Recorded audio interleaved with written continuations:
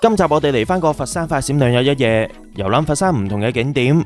我哋會喺祖廟睇聖師，漫遊中國10大夜市之一功夫夜市，品嘗當地唔同嘅特色美食。精彩內容千祈唔好錯過，睇片之前記得免費訂閱我哋雞腿貓頻道，記得撳埋鐘仔搶先看，咁就唔會錯過精彩嘅影片啦。大家好，我係雞腿貓，今集就會嚟返個佛山快閃2天遊。我哋就會由香港西九龍站出發，搭高鐵過去佛山。不過大家要留意，如果喺香港西九龍搭高鐵直達去到佛山西站，每日淨係得2個班次，而且佢個出發時間都係晏晝時間，一係就3點半，一係就4點。不過我哋今次搭高鐵照樣可以揀到朝頭早出發喎。點樣揀呢？其實方法都好簡單，就係買高鐵車飛嘅時候直接揀中轉呢個功能。就咁睇字面，相信大家都知道中轉係咩啦。中轉嘅意思就係我哋先搭到去深圳北站或者廣州南站，再轉乘另一架高鐵去到佛山西站。雖然中轉係需要用到額外時間去轉車，但係可以揀到嘅班次選擇相對係多好多，令到大家計劃出行嘅時候更加之靈活方便。出發當日早上11點，咁我由香港西九龍高鐵站出發去到深圳北站。通常我自己喺香港搭高鐵都預早45分鐘至到1個鐘時間。因為香港高鐵站係需要1地2檢，過完香港嗰關又要過內地關，仲要安檢喎，45分鐘差唔多噶啦。喺早上11點20分，我哋終於到達深圳北高鐵站，差唔多有半個鐘嘅時間俾我哋轉車，所以我哋可以慢慢行，唔使咁頻撲。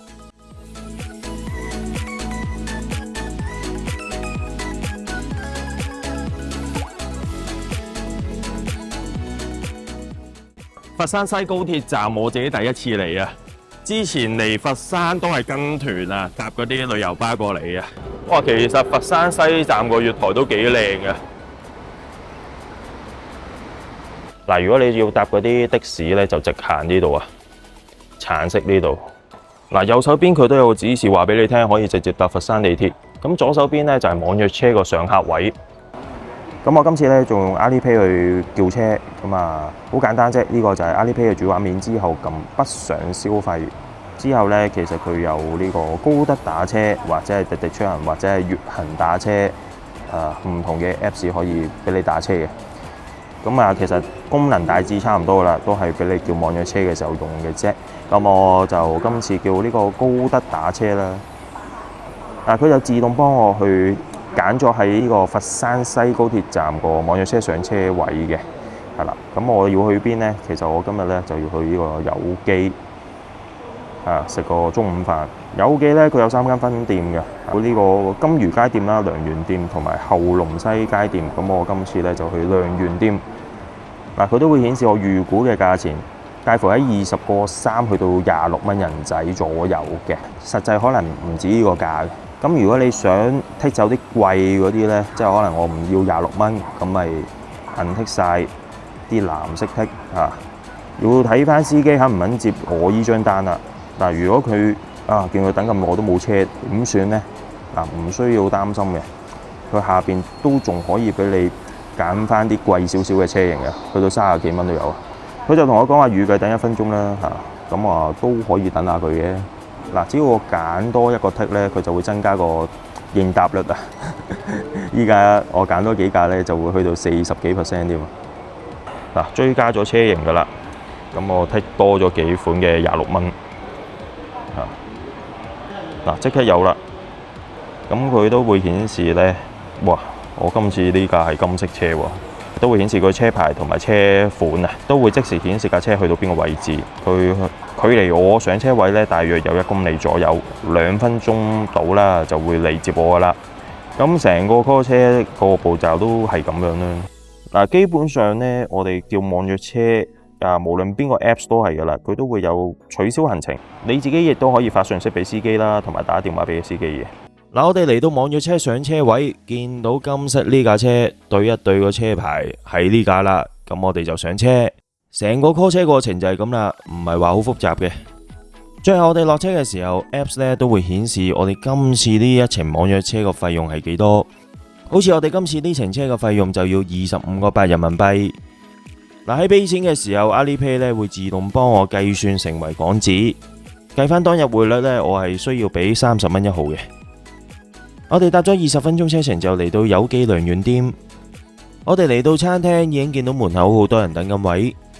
有機餐廳係1980年創立，佢哋3代人經營咗40幾年，係佛山禪城老牌粵菜嘅老字號。佢哋主打係食地道順德風味嘅粵菜，和氣十足。咁口味呢係偏呢個家常菜為主嘅，咁好適合呢遊客過嚟體驗一下本地嘅老味道嘅。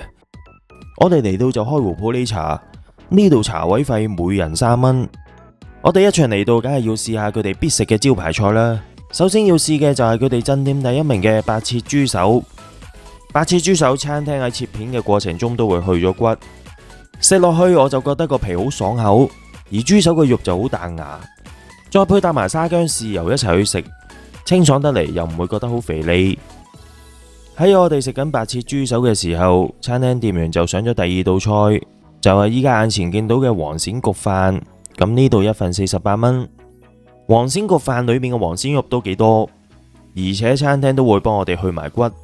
咁我哋食嘅時候都食得爽啲啊，唔使一路食一路掠骨咁辛苦。咁另外餐廳都會加入豉油落呢個飯度啊，令佢底層呢有啲飯焦，成個飯都即刻香咗好多啊。不過呢個飯食起上嚟都略為有啲淡啊。如果你中意食濃味嘅話呢，呢個飯可能對你嚟講就唔算話好吸引啦。最後呢道蜜汁茶花雞都係佢哋招牌菜之一，佢個外皮就搽咗蜂蜜醬汁，有啲似咕嚕肉咁棗紅色。我哋食落去，佢雞肉肉質呢都好緊實多汁，唔會覺得好柴好鞋口嘅。表皮嘅蜜汁都滲透落去雞肉入邊，變咗鹹甜都好平均，而且帶有淡淡嘅茶香。我覺得大家嚟佛山有機餐廳呢度食飯嘅話，呢一款蜜汁茶花雞都不能不點嘅。最後我哋喺呢度總共食咗148蚊。有機餐廳良緣分店，佢哋隔籬就係良緣。如果大家有興趣嘅話，就可以俾10蚊入場費入去參觀，又或者好似我咁樣喺門外邊影張相打張卡。之後我哋喺良緣嗰邊叫網約車去到下一個景點祖廟博物館，車程大約11分鐘，車費介乎喺7個7去到10蚊人民幣不等。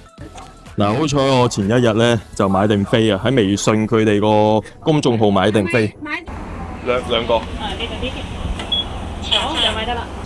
原來唔使安檢喎，直接都佢個微信嗰個入場券就得噶嘞喎。呢度好似好大喎。葉問堂喎呢度有。葉問堂本身喺2002年正式對外開放，咁喺2018年全面升級改造。葉問堂裏面嘅展覽分咗2個主題，8個單元，裏面總共有超過160件嘅收藏品，250幾張珍貴嘅歷史相片，完整講述葉問嘅一生同埋詠春點樣去傳遍全球。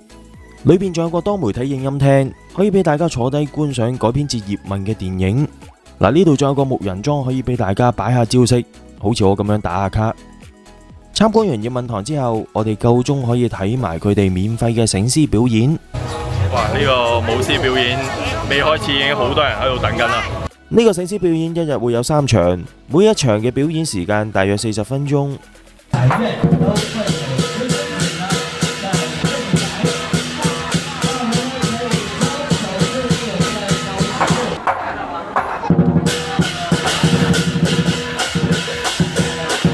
我們的表演場地更不能追逐我們的身子，非常的危險。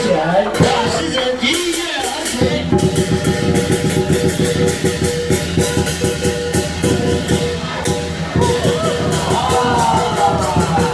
睇完個舞獅表演啊，已經成身汗啊！嗱，同埋佛山呢邊呢，都應該35、6度都走唔甩啦，好熱好曬啊！喺今年5月嘅時候，祖廟博物館裏邊都新增咗一個狀元館，係全廣東首個狀元文化專題館嚟嘅。成個狀元館係用咗5年時間去打造，一共展出215件文物展品，當中有37件係珍貴嘅文物，26件係科舉嘅檔案嚟嘅，可以俾大家深入了解成個科舉制度係點樣。展館裏邊仲會特別介紹廣東出產嘅14位文武狀元，當中有一半係嚟自佛山，所以以前佛山有狀元之鄉嘅美譽。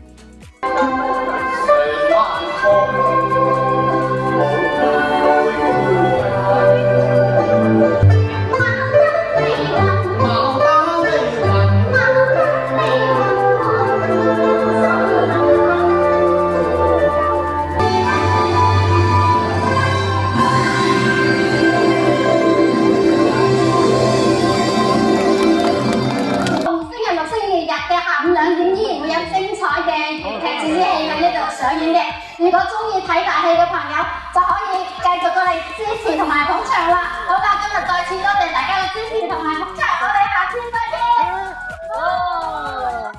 參觀到咁上下，如果大家覺得攰嘅話，呢一度都好多凳啊、涼亭俾人休息嘅。我哋喺祖廟博物館參觀到咁上下時間，其實隔離就係另一個景點嶺南新天地。上次我跟食玩假期個團嚟佛山呢邊啦，就都有嚟呢個嶺南新天地嘅。不過上次就落雨，今次就好好天，而且呢係祖廟博物館隔離喎。有啲朋友可能睇完博物館就可以順便行下呢邊咯，飲下咖啡都 OK 嘅。咁呢度呢都好多大大小小嘅咖啡店。咁我哋今次呢就嚟到角落啡樓呢一度。本身呢座建築物原來係李宗聖堂寶濟院嘅發源地。佢裏邊呢都盡量保留咗本身嘅裝修，所以呢度啊，除咗可以飲杯咖啡，仲好適合大家喺度影相嘅。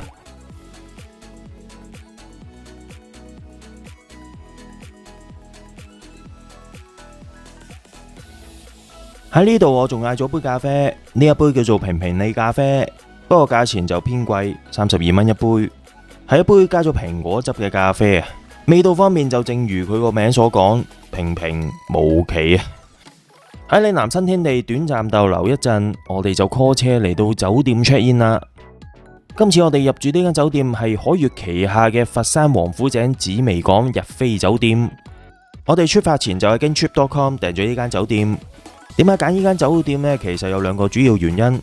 第一個原因就係佢近大商場，仲有個大夜市，可以話係禪城區最熱鬧繁華嘅中心地帶。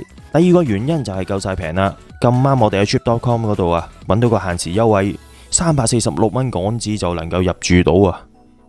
我哋辦理好酒店入住手續之後，就拎住張房卡，直接搭升降機去睇下間酒店房係點啦。今次我哋就入住酒店嘅23樓2325呢間房。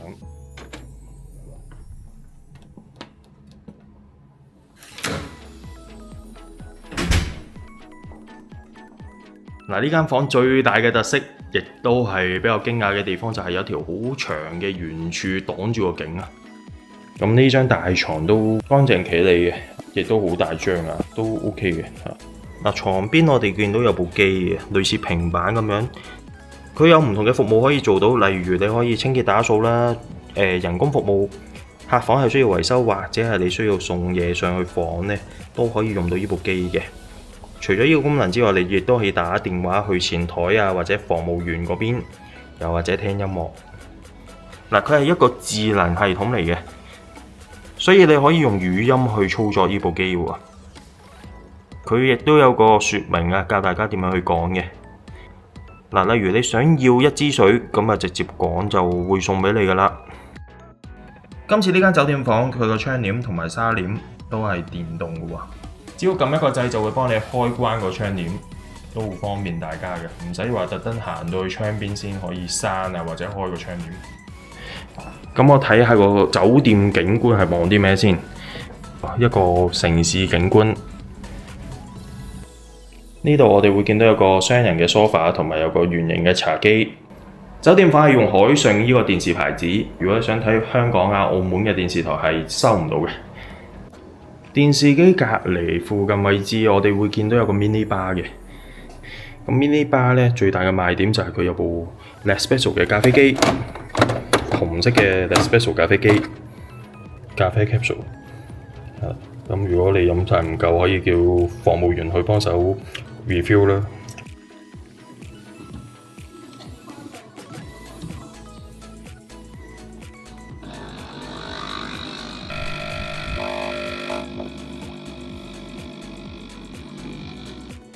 原來酒店房有提供天福茗茶所出品嘅茶包，咁有兩款味道嘅喎，一款係抹香白茶，另一款係陳皮普洱。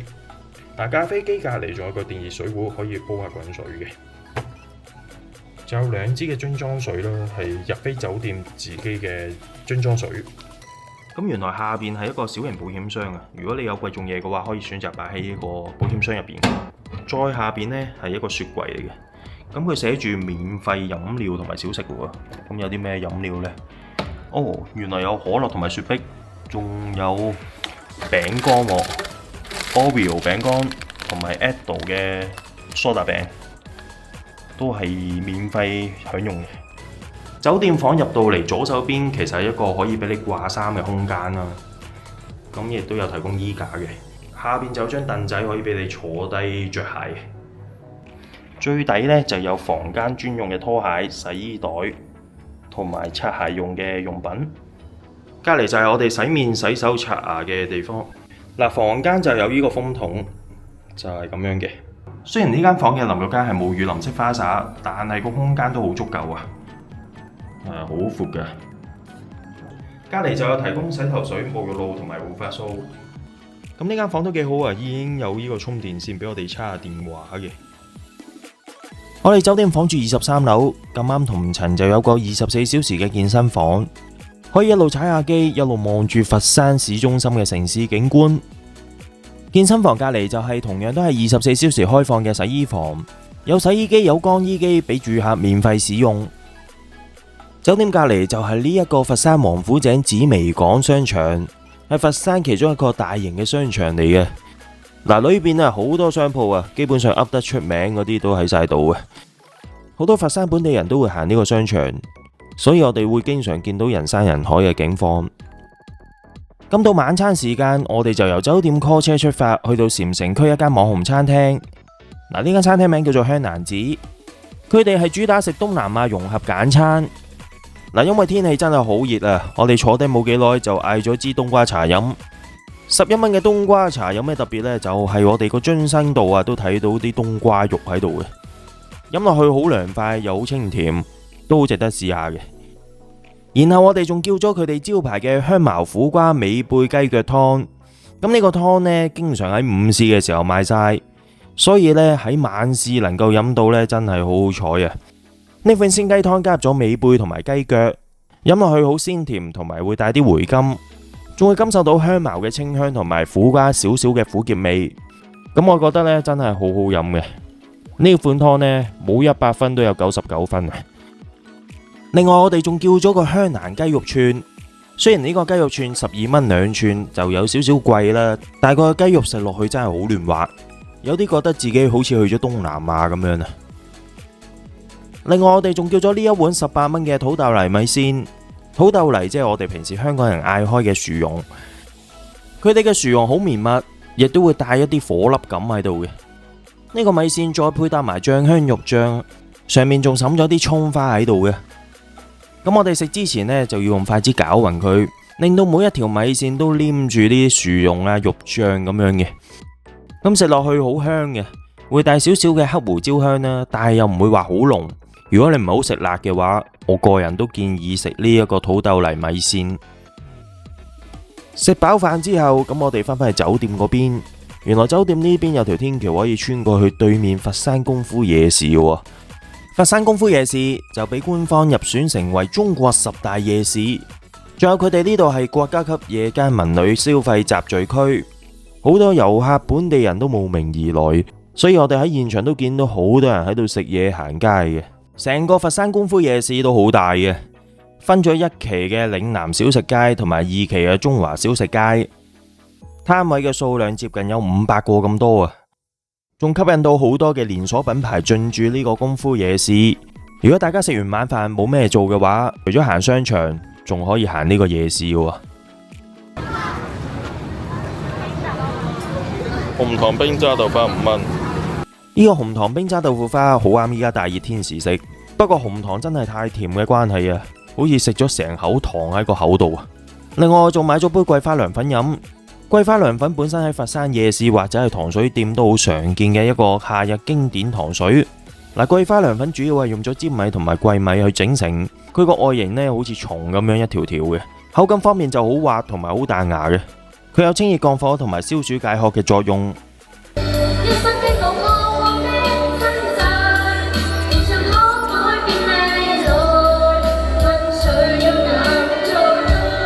佛山功夫夜市不定期都會有表演俾大家免費欣賞。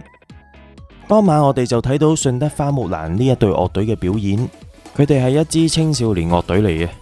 現場我哋見到唔少人停低細心欣賞佢哋嘅表演。嗱，去到第二朝，咁我就7點零鐘起身，然後由酒店 call 車出發，去到距離酒店4公里一間酒家度飲茶。點解要特登去到嗰度飲茶呢？其實呢，就因為佢哋有個自助早茶優惠，48蚊，由8點半食到11點嘅喎。如果係平日過嚟嘅話係免茶位，星期六日過嚟就係每位收6蚊嘅茶位。8點都未夠，酒家門內邊已經好多人排緊隊。排隊係咪入咗呢？原來唔係喎，純粹係俾翻張飛你，話俾你聽你坐邊張台。差唔多8點半嘅時候，我哋已經喺門口見到好多人喺度等緊開門。咁佢哋東海華府酒家一定係要準時8點半先開門嘅。哇！衝啊衝啊！哇！好多人啊！哇！係啊！哇！哇！打拍子喎！咁我揾到自己要坐嘅33號台之後，酒樓工作人員就會逐台問客人飲咩茶。佢哋有一部好似稻香嘅自動加熱加水機，撳個掣就會加熱加水，唔使勞煩嗰度啲員工啊。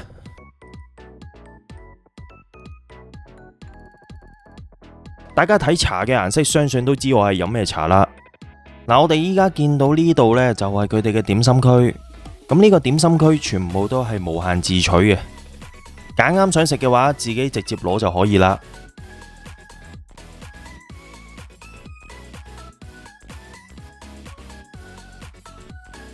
除咗頭先見到嘅蒸點之外，咁仲有啲煎炸焗類嘅食物，例如煎蘿蔔糕、白糖糕，仲有煎堆啊、薯條、蛋撻，甚至最尾我哋會見到有菠蘿包添啊！呢度嘅嘢食真係多到數唔晒啊！呢度我哋仲見到有啲涼拌小食同埋甜品，一樣都係無限任攞任食。依家我哋眼前見到嘅電磁爐就擺咗啲炒麵、韭菜豬紅、茶葉蛋、鵪鶉蛋等等嘅。嗱，呢個自助區真係好多人，好受歡迎嘅，近乎插針都插唔入啊！我哋客人其實可以喺出邊望到裏邊廚房工作人員喺度不停製作食物嘅過程。呢度仲見到有綠豆沙糖水，仲有個小米粥可以任你畢任你食，同埋有個沙律區啊，有唔同嘅蔬菜俾大家自由配搭。如果你想落啲沙律醬一齊食嘅話，佢有3款唔同嘅醬汁。自助區呢度仲有幾款嘅飲品，有熱牛奶、熱豆漿同埋無糖黑豆漿。喺用餐區每一張台，我哋都會見到呢張卡，其實就係話俾大家聽早茶嘅用餐時間，同埋話俾大家聽2款牌仔嘅作用。一款就係呢一款綠色嘅台號牌，咁我哋拎住呢個台號牌去到腸粉檔、粥檔，擺低呢個牌就可以省卻等候嘅時間，整好咗就有專人送到你台面上面。金沙紅米腸，我自己覺得如果大家有機會嚟呢度飲早茶，真係要嗌一份嚟試下。食落去紅米皮好軟糯，裏邊嗰層金網好酥脆，而蝦仁呢都好彈牙嘅。呢度就係粥檔，咁有唔同款式嘅粥可以俾大家選擇，同腸粉檔一樣都係即叫即整。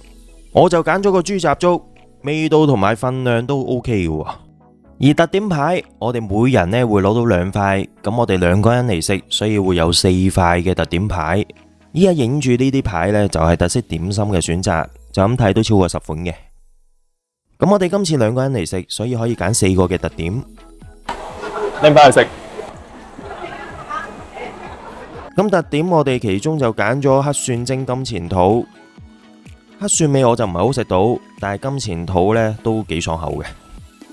另外一款特點我哋就揀咗華府蝦餃王，一籠有4件。食完我就覺得同普通坊間食到嘅蝦餃冇咩大分別。鮑汁蝦滑釀羊肚菌，呢度一份有5件，每件羊肚菌入邊就釀咗蝦滑，再配搭埋本身跟埋嘅鮑汁，食落去味道層次都好豐富。最後呢款特點叫做百搭醬蒸湛江糕筒仔，呢款點心味道方面同我想象中好大出入，簡單嚟講係唔好食啊！下晝2點鐘，我哋就嚟到位於禪城嘅輝記甜品店。佢哋開業已經有30年，係佛山本地人經常去嘅糖水店。我哋今次嚟到就嗌咗幾碗嘅糖水同埋嘢飲。嗱，佢哋糖水嘢飲價錢唔算話好貴，都好親民嘅。例如呢一碗杏仁糊只係4蚊雞啫。嗱，佢有熱有凍嘅，我嗌熱嘅話，佢話杏仁香更加之出啊。另外我仲叫咗佢哋嘅芝麻糊，5蚊雞就可以食到啦。咁我同樣地都係嗌熱嘅。嗱，大家都見到啦，佢芝麻糊特別濃特別結嘅喎，咁食落去個芝麻香呢，真係一流啊！接住落嚟我仲嗌咗碗銀耳蓮子，咁都好足料啊，裏邊見到好多嘅蓮子雪耳，食落去個甜度都適中，而且都好清潤嘅，唔會話有種好過甜嘅感覺。我哋仲叫咗輝記招牌嘅豬腳薑，裏面我哋會見到一大嚿嘅豬腳同埋有啲厚切嘅老薑，味道方面偏酸帶甜嘅香味都好濃郁。最後我哋仲嗌咗2杯飲品，一杯就係蓮子冰，呢度4蚊雞，可以一路飲一路食嗰啲蓮子肉。仲有係西瓜冰，咁同樣都係4蚊，好多嘅西瓜擠咗落個杯入邊啊，啱晒依家咁炎熱嘅天氣。